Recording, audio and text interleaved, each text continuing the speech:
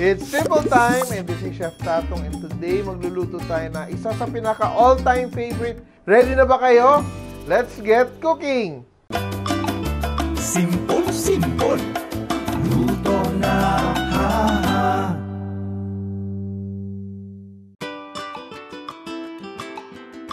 This recipe is part of the Simple Cookbook series where we try to make cooking as simple as ABC. At ang gagawin natin ngayon ay of course, dapat hindi lang 1 cup rice, 2 cup rice. Dapat only rice kasi ang ulam natin ay binagoongang baboy. How can you resist that? And we have here pork belly. Ito siya, liempo from Fresh Options. May taba, then may meat. Ito, what we will do, we'll just season with Dato Puti soy sauce. Yan. Bakit may Dato Puti soy sauce? Ay para mag-brown siya ng mabilis. No? And what you can do, kung medyo lean yung baboy mo, lalagyan natin ng oil para magisa and maprito natin yung ating pork. But in this case, because we're using pork belly, hindi na natin siya lalagyan ng oil. And ilalagay ko na siya. Pinainit ko na yung pan ko. Yan. Hear that sizzle. So, yung gusto natin mangyari dito ay unting-unting maluto siya at magre-render yung kanyang fat, yung pork fat. Yan. And dito sa kabila naman, para maging healthy and balanced meal yung ating binagoongang baboy. Nagpakulo na ako ng tubig dito. Yan. And I will just season with a little salt. And yung gagawin ko, tusukin ko lang yung aking I'll just poke holes on the eggplants para hindi siya sumabog. Laga ko lang yung aking eggplants.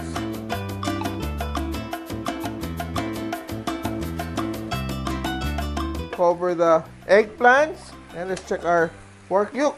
Look, oh, nakikita nyo, unti-unting nagre-render na yung kanyang fat. Ibig sabihin ng render ay lumalabas. No? Cook more hanggang magprito na siya sa kanyang sariling taba. Ayan. Let's just continue to do that hanggang halos half of the pork is already browned. Yun ang gusto natin mangyari. And ang ating eggplant is cooking away. Some people like to add the eggplant dito sa ating binagoongan. Ako, I don't like to do that kasi gusto ko, iba yung lasa ng binagoongan ko, iba yung lasa ng eggplant ko. Ayan. So, and when the eggplant is tender, tingnan natin, oh, malambot na siya. And also, ayaw ko din siya i-fry kasi greasy na tong ating pork. Then greasy pa yung eggplant mo, di ba? So, tatabi ko na yung aking eggplant. It's cooked. It's tender. And we'll let it rest. And you can also do this to okra. You can do talbos ng kamote. And look at that, our pork. Ang ganda na nating pork. Look at that.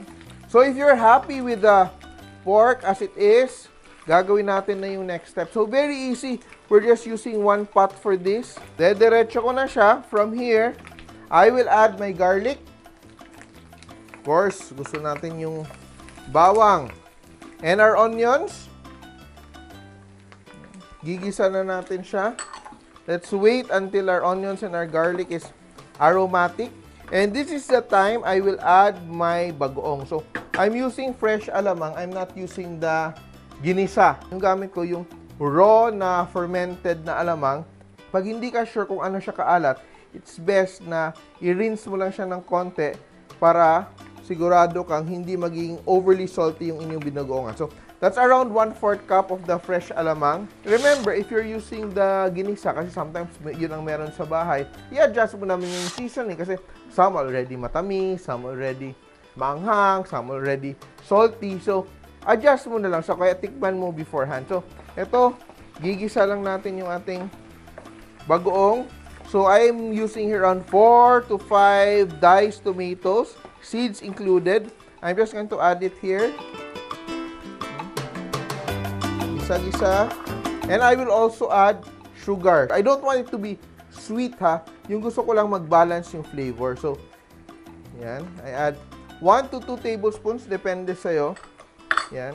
And I will add 2 to 4 tablespoons of Dato Puti vinegar. So, ito siya yung nagiging kontra-umay natin because the pork is very rich and medyo, alam mo, may konting sweetness, may alat, and just to balance everything.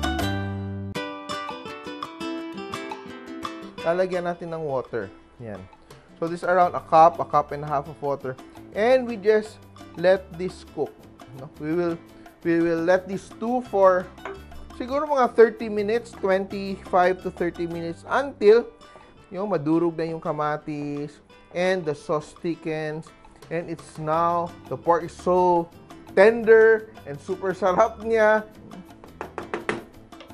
And tatakpan natin and let it cook. Let's check on it. Yan, nakikita natin durog na yung ating tomatoes. And what will we do now? We will add our siling pangsigang. I will put 5 kasi gusto kong maanghang yung aking binagoongan. What I will do, I will not cut them into pieces. I will just leave them whole. It's good enough. Cover it up again. Malapit na itong mag-evaporate yung aking sauce. But I want my chilies to be cooked.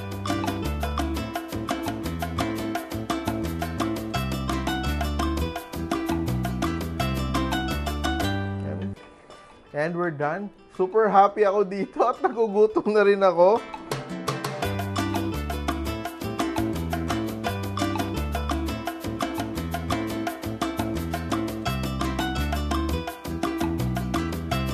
Look at that, di ba? Sobrang nakakatakam. Pero ang perfect na side dish dito sa binagoong baboy, hindi talong, kundi kare-kare. May video din tayo, hanapin nyo. But for now, let's be happy kasi may masarap tayong binagoong baboy.